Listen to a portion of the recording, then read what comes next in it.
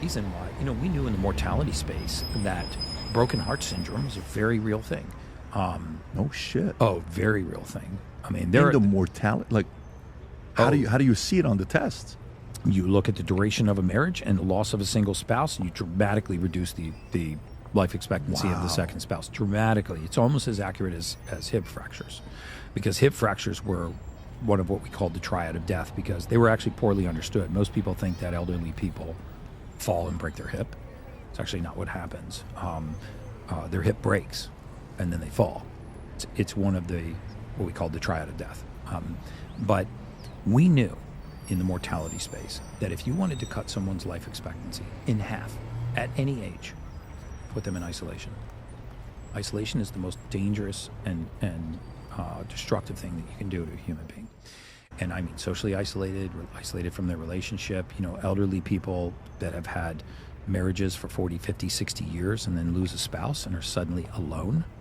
That is a dramatic accelerant for mortality. But isolation happens at very, very young ages too. We are becoming increasingly more isolated. We are drastically out of touch with nature. We are drastically out of touch with other human beings. The worst thing we ever did during the pandemic, I don't care what anybody says, is social distancing, residential quarantining, masking. This was horrible for humanity. You had skyrocketing rates of mortality related to loneliness. If you look at the blue zone studies, for example, and you actually look at why are hypercentenarians concentrated in certain areas of the world? What were the things that were contiguous to all of the blue zones? Because it wasn't diet. Right? It wasn't carnivore, keto, paleo, pescatarian, vegan, vegetarian. It was none of those things. If you actually look at dieting and you went to Sardinia, you'd say, okay, well, it's the highest carbohydrate consumption in the world, one of the longest life expectancies. You go to Singapore, one of the highest meat consumptions in the world, one of the longest life expectancies. You go to the Mediterranean, very high fatty fish and oils, very long life expectancy. Okay, well, everybody's living long and there's not a continuity between diet. So the only continuity with diets was that they were all whole foods. None of those people were living that long on a processed diet. The two things that were not exchangeable, that were non-negotiable, were mobility into later in life.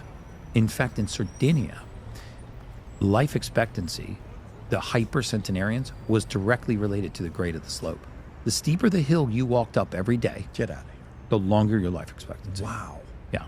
You have a 93-year-old man walking up a 32-degree slope, shit. 10 blocks to go to church and 4 blocks over to the market, back home. Wow. Live forever. The second was sense of purpose and community. You can't exchange those. So that is the part, the isolation or the death of the loved one or heartbreak leads to, this is why they say, my grandfather died, 3 months later my grandmother died. That's exactly why it's called broken heart syndrome.